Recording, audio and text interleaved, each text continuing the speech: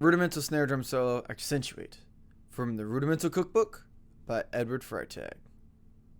Let's drum.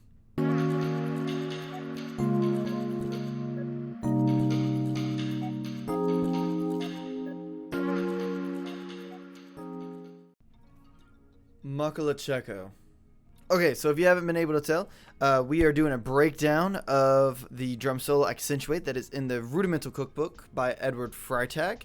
If you want to watch a video of me just playing it without any type of commentary at all, then I'll have that in right up here, just like how I did in the other one.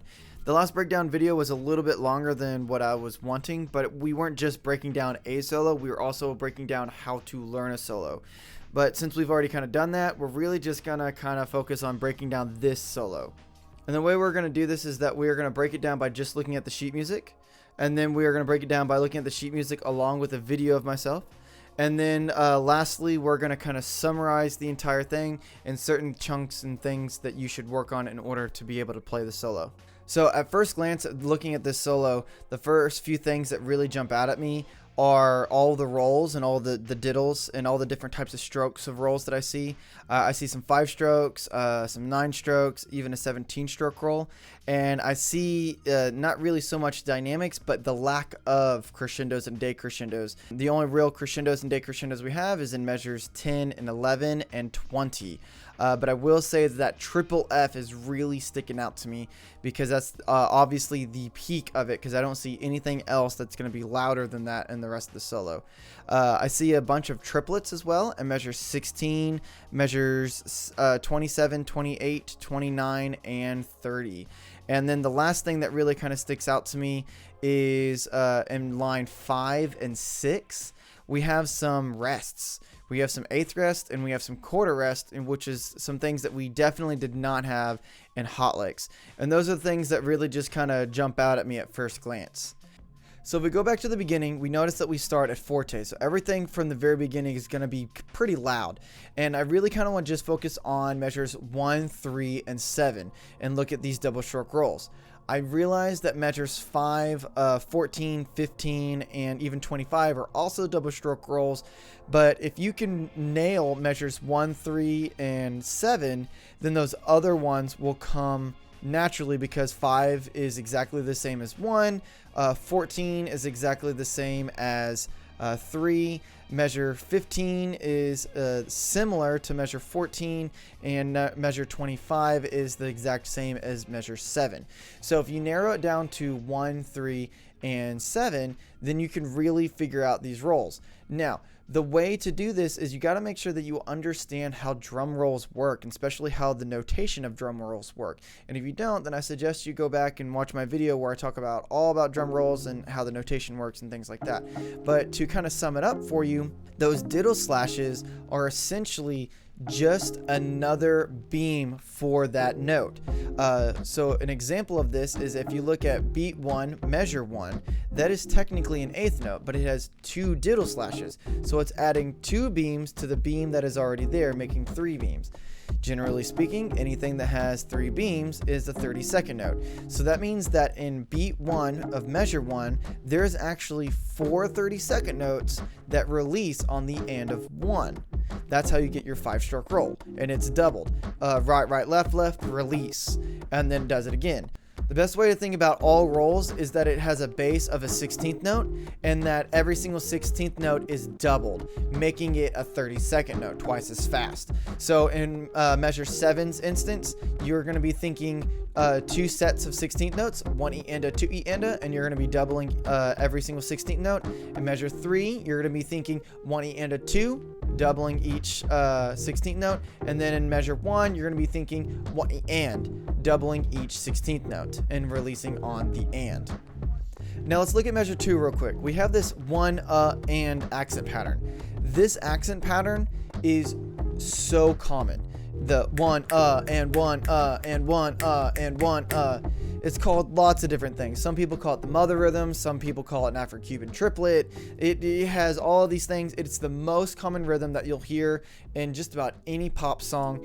It's your common 3 against 4, because a 16th note is normally 4 notes, but the accent pattern is on every 3rd note. This grouping of 3 is extremely common. If you look at measure 6, from the and of 1 to the E of 2, again, we have that grouping of 3. In measure 8, we just have normal singles, 1 E and a 2 and a 1, which goes into measure 9, which are paradiddles. Should be getting pretty good at those, paradiddle, paradiddle. And then we have 16th notes that are crescendoing to measure 11, which is a triple forte. And nowhere else in the entire piece does it really give us any other dynamics other than measure 17 and measure 1. So it gives us our peak, but it doesn't really tell us how low to go. We're talking about that more in a second in measure 11. But if we look at measure 10, we have 8 notes to crescendo from forte to triple forte. And if you wanted to, you could also knock it down a little bit lower to really over exaggerate your lows and your highs. Now looking at measure 11, you're decrescendoing into what doesn't tell us. We're gonna have to kind of figure that out. That's a musical choice that we're gonna have to make. But you only have 4 notes to do it. This is what makes drums really, really difficult, is that our instrument doesn't have a lot of sustain, if any, because most snare drummers want to get rid of it because we hate that little ding, because we are looking for precision. And the only way we can have precision is if we have something that goes da or ding or cha. Like, we need very short sounds. We don't like it when our drums ring a whole bunch. Even though the audience may not hear it, we hear it and it bothers us, even though it really shouldn't, because we should let the drum breathe and like ring and whatever. But that means that we have 4 short sounds, one of them being the peak. And you can go ahead and count 5, the downbeat of the next measure, so that way you can say that that's where we're landing kind of thing. But still, like, you don't have a lot of time. Think about that and make sure that you really use the drum to decrescendo that. Now in measures 12 and measures 13, we have some flam taps and some flam singles. I realize that flams can really be a plateau for a lot of drummers out there, but just make sure that your grace note is down and that the spacing between each upbeat and downbeat is correct, and you should be fine. Measures 14 and 15 are double stroke rolls, which we kind of already talked about. If you're sitting there thinking, measure 15 kind of looks like a 10-stroke roll, you could be right. I would call it a 10-stroke roll, but they don't identify it as that, and that's totally fine. Now, I want to talk real quick about measures 16, 27, 28, 29, and 30. Okay, these are our first triplets that we've ever had because there definitely weren't any triplets in hot licks. So you need to make sure that you're counting triplets correctly. You can either count them 1 lolly, 2 lolly, 3 lolly, 4 lolly, which is great because then there's a number on each thing. Or you can go triplet, triplet, triplet, triplet, and then count the number in your head as you're counting out loud. That's fine too. I don't really recommend that one because that requires 2 different things going on at once, and sometimes you can get confused. But the important thing that you need to know is the difference between a 1 and a 2, or a 2 and a 3, and a triplet 1. A triplet is evenly spaced notes all the way. 16th notes, like how you see in beat 2 measure 2 or in beat 2 measure 8, those aren't evenly spaced. Yes, they're evenly spaced 16th notes, 1 and or 1 and a, but 1 and a, the distance between that 1 and the and is further apart than the and the And then although 1 and is evenly spaced, the space between and the following downbeat is bigger. So they're not evenly spaced, not like a triplet 1, how it's completely even. Now we have line 5 and 6 starting in measure 17 and going all the way through measure 24. This is probably the most difficult and probably one of the most mature things that's going on rhythmically speaking, because we have rests. Everywhere else, all of our tempo and all of our time has come externally. Yes, you should be subdividing and feeling it in here and everything like that, but you're physically pulsing it because you're physically hitting the drum and you're feeling it and hearing it at once, compared to in beat 2 measure 7 where it's a rest and you're just going to hear flam, flam. You need to know where that rest is and have it have value, even though it doesn't make a noise. In measure 20, we have a 16th note crescendo going to an ambiguous dynamic because it doesn't really tell us, and there is actually no other dynamic that's really given for the rest of the piece, but we do know that the crescendo needs to start somewhere around a mezzo forte. Remember, snare drum's boring if it's always loud all the time. Make sure you exaggerate those lows and those highs whenever you get a chance to, because that makes it a little bit more interesting. Measure 25 is exactly the same as measure 7 with a 17-stroke roll, and then measure 26 is our first real broken 16th note rhythm that we have. These are broken on the upbeat. This is probably one of the harder set of the broken 16th note rhythms when it's the 1E, a 2, because it's all on the upbeat kind of thing. A lot of beginners kind of struggle with that. Now let's really look at measures 27 through 30. These are triplets, and they're all triplets, and for the most part, they're all accented on the downbeat. In measure 27, we just have triplet, triplet. Then in measure 28, we have triplet, but with flams on them, making them flam accents. So instead of going ta-ta-ta-ta-ta-ta, we now have cha-da-da, cha-da-da. And yes, drum speak matters. There's a video coming out about it, trust me. Okay. In measures 29 and 30, we have double paradiddles, and the accent's only on beat 1. Now there's two ways that you can think about this.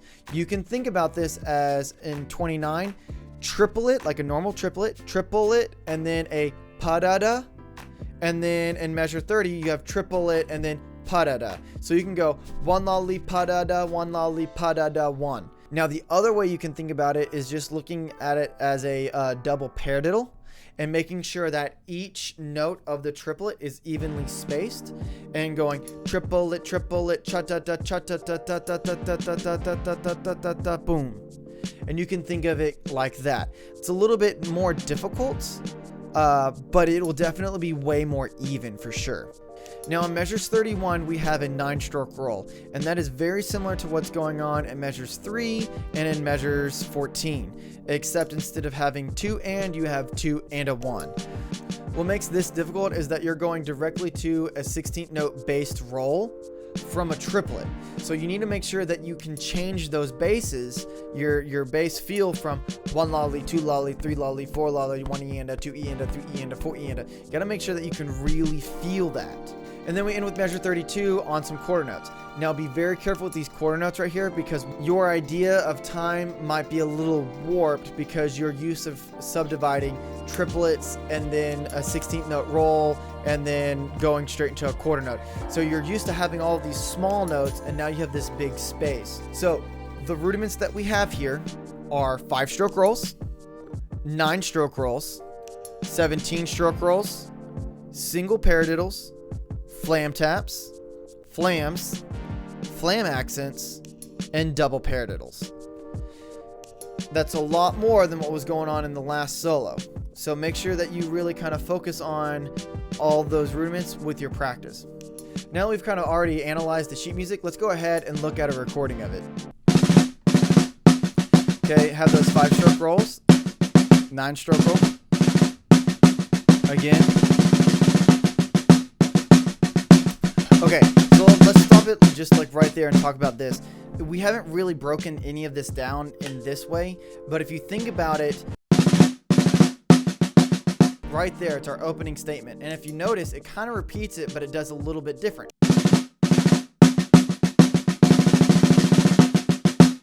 So if you look at that very first line, that was such a strong opening statement. It was kind of like the intro of the entire solo. And then we're getting into the meat of it. Paradiddle, paradiddle, da da da da da da da da da. And then now at measure 12, we're kind of grooving, even though it's not really a groove. And then we have 9-stroke roll, ba-da-da-da-da. And then we have that roll, and then the triplet, which really kind of throws us off.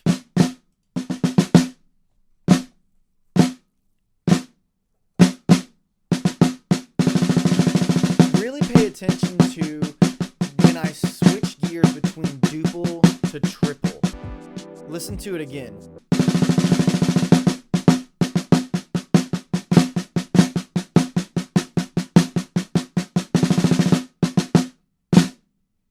You can really tell that I move. Now, I hit that roll in measure 31, not hard in the sense of volume-wise, but hard in the sense of rhythmic wise. It was a jolt to your system, just like how it was a jolt to your system when you heard the triplet.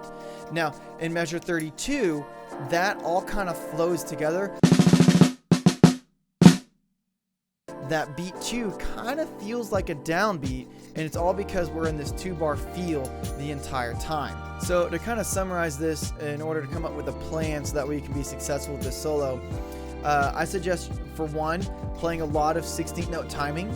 2, doing some type of gear shift where you go 16th notes to triplets back to 16th notes, or vice versa, triplets to 16th notes back to triplets, and so on.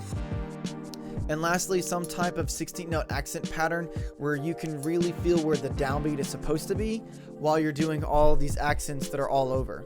I would also chunk this piece of music either by line or by every 2 lines of what's on the page. If you do that, you'll be able to learn the solo really fast, and you'll be really successful, and you'll gain everything that you're supposed to gain out of it. Okay, so I hope you enjoyed the video. For like the 3 people who made it to the end of the video and actually watched the outro, go ahead and comment down below and say made it, Pete, so that way I know that you made it to the end of the video. If you like this video, go ahead, give it a thumbs up. If you really liked it, subscribe so that way you don't miss out on further content. And if you want to be extra special, you can hit that little notification bell. Muckle Chico! Boom! Boom!